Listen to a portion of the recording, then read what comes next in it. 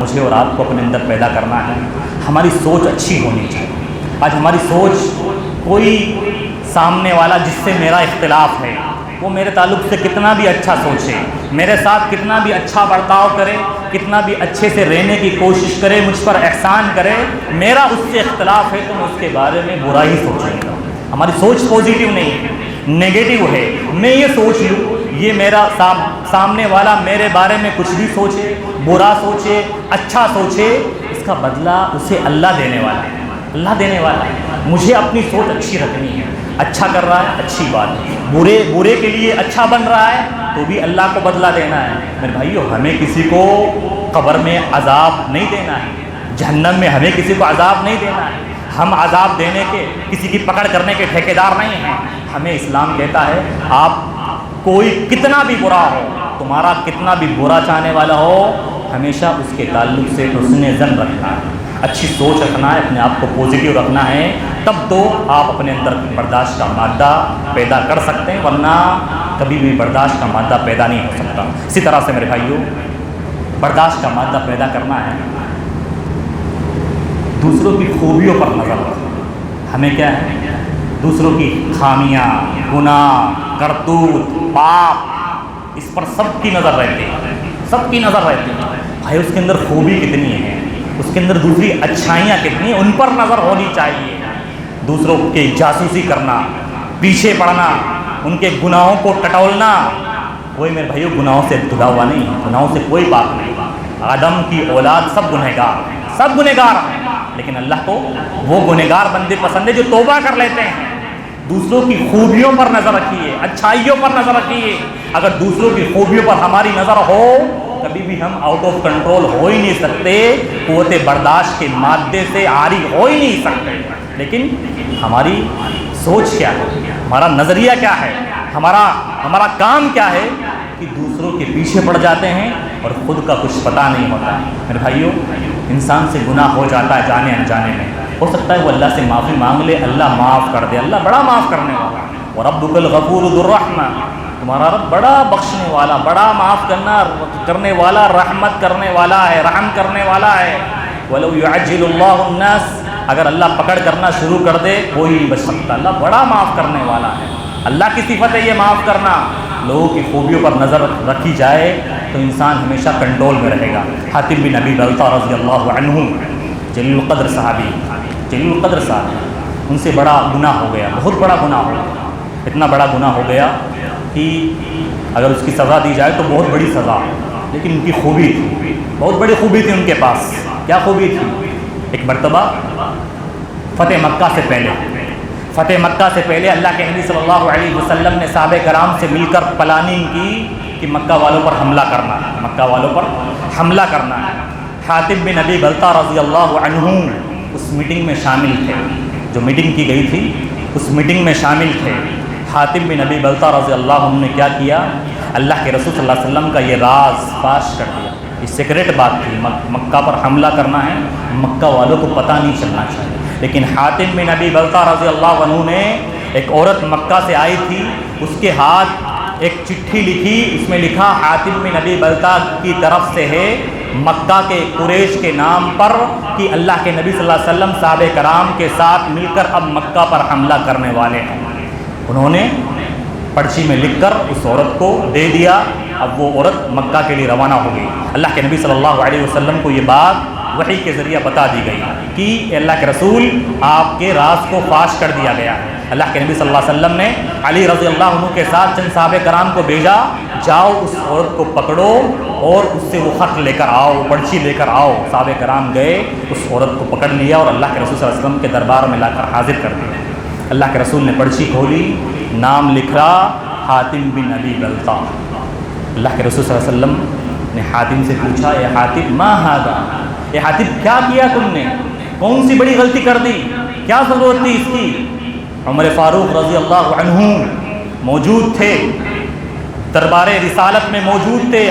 عمر فاروق رضی اللہ عنہ فوراً برداشت سے باہر ہو گئے، کہا اللہ کے رسول صلی اللہ علیہ وسلم دعنی ان اضرب عنق هذا المنافق، مجھے حکم دیجیے اس منافق کی گردن اڑا ڈالوں، اس نے آپ کے راز کو فاش کرنے کی کوشش کی ہے۔ اللہ کے نبی صلی اللہ علیہ وسلم جانتے تھے حاتب کی خوبی کیا ہے، انہوں نے کون کون سے اعمال کیے جانتے تھے۔ کہا عمر رکو، برداشت سے کام لو، عمر برداشت سے کام لو، جانتے ہو حاتب کون ہے، کون سا عمل کر کے رکھا ہے؟ تمہیں پتا ہے حاتب بدری صحابی ہیں جنہوں نے جنگ بدر میں شرکت کی ہے، اور اللہ کے نبی صلی اللہ علیہ وسلم نے بدر میں شرکت کرنے والوں کو کیا پروانہ سنایا پتا ہے؟ لقد اطلع اللہ علی اہل بدر اعملوا ما شئتم فقد غفرت لكم۔ اللہ رب العالمین نے جن لوگوں نے جنگ بدر میں شرکت کی، جنگ بدر اسلام کی پہلی جنگ جس جنگ کو پڑھا جائے ہر کسی کی بات نہیں ہوتی اسی جنگ میں شرکت کرنے کی، اللہ رب العالمین نے صحابہ کرام کو اس میں شرکت کرنے والوں کو پروانہ سنایا، تم کچھ بھی کرو میں نے تم کو معاف کر دیا ہے۔ اے عمر یہ بدری صحابی ہیں، اللہ نے پہلے ہی معافی کا پروانہ سنایا ہے اور تم یہ کام کرنے جا رہے ہو۔ میرے بھائیوں، حاتب بن ابی بلتہ کی خوبی تھی ان کے پاس۔ ہماری نظر بھی لوگوں کی خوبیوں پر ہونی چاہیے، لوگوں کی خوبیوں پر نظر ہوگی تو کبھی بھی ہم آؤٹ آف کنٹرول ہو ہی نہیں سکتے۔ اسی طرح سے میرے بھائیوں، لوگوں کی خوبیوں پر نظر ہونی چاہیے اور اپنی خامیوں پر نظر ہونی چاہیے، اپنی خامیوں پر نظر ہونی چاہیے۔ میں صبح شام جھوٹ بولوں، غیبتیں کروں اور دوسرا آدمی مجھے جھوٹ بولا دکھے تو مجھے سہن نہ ہو، مجھے برداشت نہ ہو، میں گناہ پر گناہ کرتے جاؤں، میرے سارے کے سارے کالے کرتوت ہیں، لیکن جو چیزیں مجھے دوسرے میں بری لگتی ہے میں خود ان کو کروں۔ میرے بھائیوں، اپنی خامیوں پر نظر ہونی چاہیے، اپنا انسان محاسبہ کرے کہ بھائی میں اس لائق ہوں کہ نہیں کہ میری بخشش ہو جائے گی، میں عذاب قبر سے بچ جاؤں گا، عذاب جہنم سے بچ جاؤں گا۔ انسان جو اپنا محاسبہ کرے تو کبھی بھی آؤٹ آف کنٹرول نہیں ہو سکتا۔ صبح شام میں گناہ پر گناہ کرتا رہوں لیکن دوسروں میں ایک کمی نظر آ جائے تو مجھے آنکھوں نہ بھائے۔ میرے بھائی، یہ کون سا اسلام ہے؟ کیا سمجھایا ہم کہتے ہیں آپ کو؟ اپنے آپ کا محاسبہ کر کے 2 دن فجر کی نماز با جماعت میں نے کیا ادا کر لی، سارے کے سارے جہنمی نظر آتے ہیں مجھے، یہ کون سی دینداری ہے؟ مشرک آدمی، گنہگار آدمی، راہ سے بھٹکا ہوا آدمی اور کافر آدمی میں ان کو حقیر سمجھنے لگ جاؤں اور انہیں جہنمی جن کے بارے میں اللہ نے فیصلہ کر دیا ہے وہ الگ بات ہے، لیکن میں گنہگار آدمی کو اور راہ سے بھٹکے ہوئے آدمی کو حقیر نگاہ سے دیکھوں۔ میرے بھائیو، اسلام کی تعلیمات نہیں ہیں۔ اپنی خامیوں پر نظر رکھیے بھائی، اپنی خامیوں پر نظر رکھیے۔ اسی تعلق سے شعر بڑا ہی پیارا، ناتی ہمیں اپنے حال پر نظر، دیکھتے رہے لوگوں کے عیب و ہنر، پڑی جب حال پہ اپنے نظر، پڑی جب گناہوں پر اپنے نظر تو دنیا میں کوئی گنہگار باقی نہ رہا۔ انسان صرف اپنا محاسبہ کرے کبھی بھی وہ آؤٹ آف کنٹرول ہو ہی نہیں سکتا۔ اللہ کے نبی صلی اللہ علیہ وسلم کے جلیل القدر صحابی حذیفہ رضی اللہ عنہ، حذیفہ رضی اللہ، یہ اللہ کے رسول صلی اللہ علیہ وسلم کے رازدار تھے۔ جتنی سیکریٹ باتیں اللہ کے رسول صلی اللہ علیہ وسلم حذیفہ بن یمان کو بتایا کرتے تھے کسی اور کو نہیں بتایا کرتے تھے۔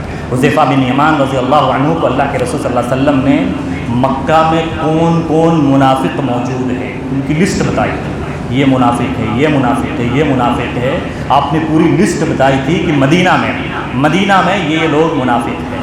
عمر فاروق رضی اللہ عنہ کو پتہ چلا کہ اللہ کے نبی صلی اللہ علیہ وسلم نے حذیفہ کو منافقین کی لسٹ بتائی، گئے حذیفہ کے پاس اور کہا اے حذیفہ تمہیں اللہ کا واسطہ جو لسٹ منافقین کی، جو فہرست منافقین کی اللہ کے نبی صلی اللہ علیہ وسلم نے آپ کو بتائی ہے، تمہیں اللہ کا واسطہ صرف یہ بتا دو، صرف اتنا بتا دو اس لسٹ میں میرا نام تو نہیں ہے، صرف اتنا بتا دو، مجھے دوسروں سے مطلب نہیں ہے، صرف اتنا بتا دو کہ اس منافقین کی لسٹ میں میرا نام تو نہیں ہے۔ کون؟ عمر فاروق رضی اللہ عنہ۔ اسلام جب سے قبول کیا اپنے آخری دم تک، آخری سانس تک اسلام کے لیے پوری زندگی نچھاور کر دی، اپنا مال، اپنا سب کچھ اسلام کی راہ میں قربان کر دیا، اور اللہ کے رسول صلی اللہ علیہ وسلم نے اپنی زندگی میں کہا کہ عمر فی الجنہ، عمر یہ جنت میں جائیں گے، جنتی صحابی ہیں۔ اور ہمیں دوسروں کی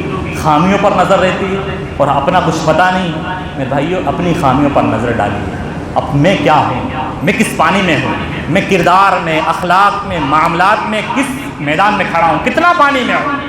اگر انسان اپنا محاسبہ کرے، صرف اپنا محاسبہ کرے، تو کبھی بھی آؤٹ آف کنٹرول نہیں ہو سکتا۔ یہ چند باتیں تھیں جو برداشت کے تعلق سے میں نے آپ کے سامنے بیان کی ہے، اس دعا کے ساتھ کہ اللہ رب العالمین ہم سب کو برداشت کرنے والا بنائے، آمین۔ ایک نقطہ، صحیح برداشت اور غلط برداشت میں فرق کرنے کی بھی ضرورت ہے۔ کیا ضرورت ہے؟ میری بیوی، میری بیٹی رات بھر غیر مردوں سے باتیں کرے، فون پر، واٹس ایپ پر چیٹنگ کرے، میری اولاد خود کی بیاض کھائے، سود کھائے، اور میں چپ چاپ بیٹھا رہوں اور بولوں میں برداشت کر رہا ہوں۔ جہاں اسلامی تعلیمات کی دھجیاں اڑائی جائیں، جہاں اللہ اور اس کے رسول کے احکام سے بغاوت کی جائے اور ان کی نافرمانی کی جائے، اور میں چپ چاپ دیکھتا رہوں اور بولوں، کچھ نہ کہوں، سامنے والوں کو نصیحت نہ کروں، بولوں برداشت کر رہا ہوں۔ میرے بھائیو، یہ برداشت کرنا نہیں ہے، یہ بے غیرتی ہے، یہ بزدلی ہے کہ جس کا آپ پر کنٹرول ہے، آپ کی اولاد آپ کے سامنے لوگوں پر ظلم کرے، یا آپ کا مسلمان بھائی خود آپ کے سامنے کسی کا حق کھائے، کسی پر ظلم کرے، اور آپ کو کنٹرول ہے زبان سے بولنے کا، ہاتھ سے سمجھانے کا، کسی طرح سے، اور آپ حق والے کو حق نہ دکھائیں اور بولے میں برداشت کر رہا ہوں۔ میرے بھائیو، یہ برداشت کرنا نہیں ہے۔ اللہ کے نبی صلی اللہ علیہ وسلم بہت بڑے برداشت کرنے والے تھے، لیکن غلط بات پر، اصول کے خلاف بات ہو، مجھے پتا ہے کہ سامنے والا غلط کر رہا ہے، یہ ظلم کر رہا ہے، یہ لوگوں کا حق کھا رہا ہے، اور میں کچھ نہ بولوں برداشت کر رہا ہوں۔ اللہ کے رسول صلی اللہ علیہ وسلم کبھی بھی اصول میں کبھی بھی کمپرومائز نہیں کیا۔ آپ غصہ بھی ہوتے تھے، آپ لال پیلے بھی ہوتے تھے، غصے سے آپ کا چہرہ لال ہو جایا کرتا تھا۔ کیوں؟ جہاں اللہ اور اس کے رسول کے احکامات کی دھجیاں اڑائی جائے اور اصولوں کو پامال کیا جائے،